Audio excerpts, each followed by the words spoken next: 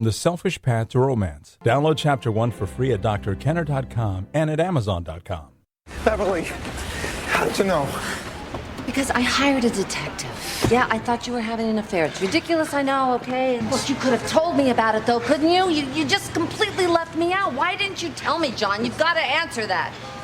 I was ashamed. Ashamed of what? Of dancing? Well, no. And of what? I wanted to be happier. When we have so much. Now, how would you like to love your life? I don't mean just like it. I don't mean just settle and, it's the day-to-day routine stuff. But I mean really love your life. With me today is author Craig Biddle. Welcome to the show, Craig. Thank you. Hi. Craig, you've written a book, Loving Life. And what I found interesting about it was that you talked about not just being a happy person, put on a happy face, be a Pollyanna or the rose-colored glasses. You talked about achieving happiness. Now that makes me hopeful, because if I'm somebody who doesn't, maybe I may not even have gone to college, but I'm sitting here saying, how do I achieve my happiness? It sounds like there's a method, some way that I can go about achieving it. Answer that. Absolutely, there is. Happiness is not something that we're born with, and it's something that we achieve. Happiness is a state of mind that ultimately comes to you from pursuing and achieving your life-serving goals.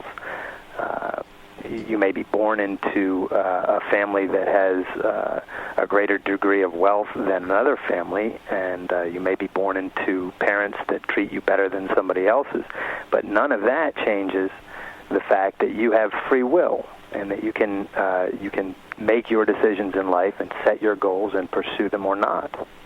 Yeah, but you know what? If you're born into a rich family, you really have an edge, don't you? And I'm just playing devil's advocate I here. would certainly say there's an advantage to having parents who can afford to send you to, better schools, etc. But that doesn't change the fact that you have free will, and there are countless people out there who were born into, poverty, who then, pick themselves up by the bootstraps, so to speak, and if they want wealth, or if they wanted wealth, they achieved it by their own choices and actions. And I think many of us know of examples where somebody has been born into wealth, and they just wither their lives away. They don't enjoy their lives. They don't make the most of it. They don't know how to be productive, how to choose goals for themselves. And they end up just being a worthless playboy or a bum. I'd need more than two hands to count the people I know who fit that bill. Who've said what? Who were born into very well-off families and had every advantage and opportunity in the world and have done absolutely nothing with their life. Give me an example of some of these people. Some of the people that I went to school with that I can recall, one person in particular who was probably an outright genius in terms of his intelligence, but never applied himself to anything serious, or never applied himself seriously to anything of importance, I should say.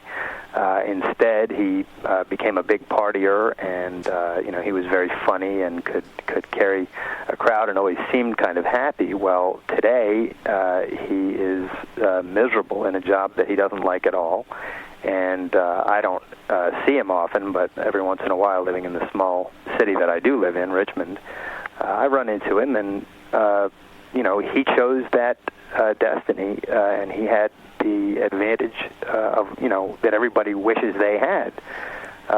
Great degree of intelligence and born into a well-off family. And so sometimes that backfires royally. Exactly. So when you say achieving it, say I'm not born into that family, and I want to be happy. How do I go about it? What would you advise me to do? I'd say that there are two things you need most. Hey, I got to interrupt this because we've got to pay some bills. 30 seconds, that's it. A very quick ad, and then Ellen will be back. Romance. Ugh, I wish guys knew more about what we want from a relationship. Boy, I wish I knew more about what I want. Where's that ad I saw? Here it is. The Selfish Path to Romance. A serious romance guidebook. Download Chapter 1 for free at selfishromance.com and buy it at amazon.com. The Selfish Path to Romance.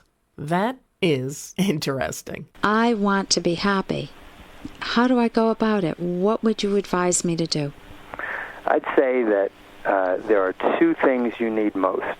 You need to set goals. You need to make decisions about what you want in life. And that takes a lot of thought. You don't just choose the first thing that comes to mind. You have to look at the full context of the things that you care about in life, and then determine which ones are most important. And then you need principles. You need ideas to help guide you in the pursuit of those goals. Ultimately, what you need is a proper morality. Believe it or not, that's what's at issue here. And unfortunately, the word morality has gotten a bad rap historically. People think that morality is all about self-sacrifice, and Loving Life, my book, explains that it's not about self-sacrifice at all. It's about the achievement of personal happiness.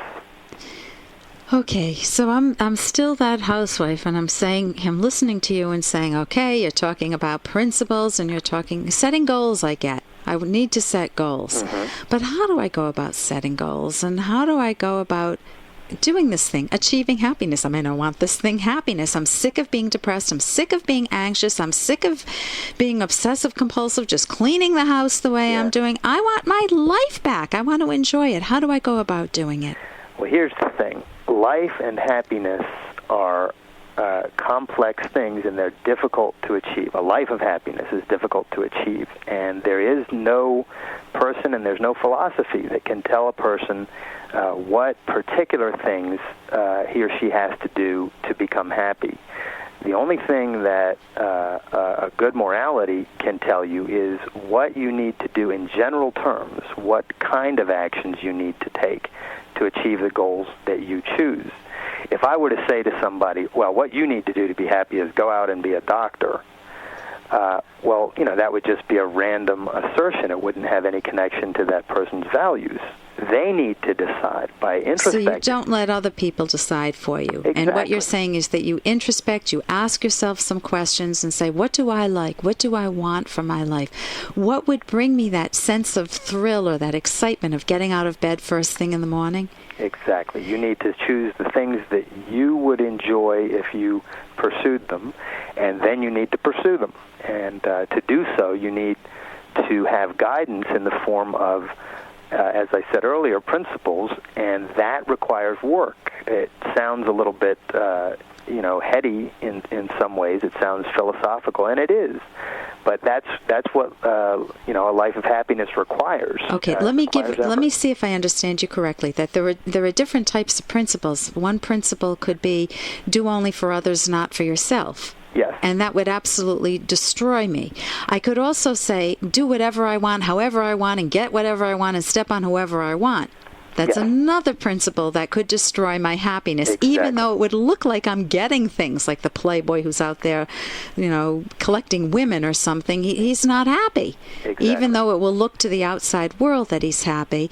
And the alternative is really thinking long range. If you want the goal of ballroom dancing, or you want the goal of going back to school for a specific career, or you want the goal of a romantic partner, think about how to achieve that in a very rational manner. And by rational, it's not rationalistic. It's thinking about it clearly and in a way that will help you attain the goal in a way that's doable, not in some extreme way that's not doable. Like, just find your husband this week. I did it. Is that what you mean? Exactly. You mentioned that there are false principles, or what I would call false principles, but to put it in terms that might be easier for someone to understand, anti-life principles or sacrificial principles. And those, I say in my book, Loving Life, are wrong.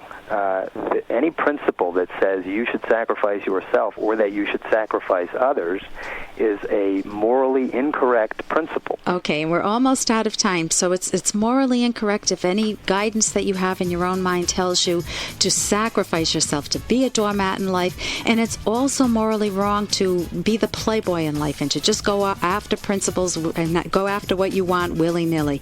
And I'm talking with Craig Biddle, and you can get his book Loving Life at Amazon.com or at my website drkenner.com. Thank you very much for being with us. My pleasure. For more Dr. Kenner podcast, go to drkenner.com and please listen to this ad. Here's an excerpt from The Selfish Path to Romance, the Serious Romance Guidebook by clinical psychologist Dr. Ellen Kenner and co-author Dr. Edwin Locke.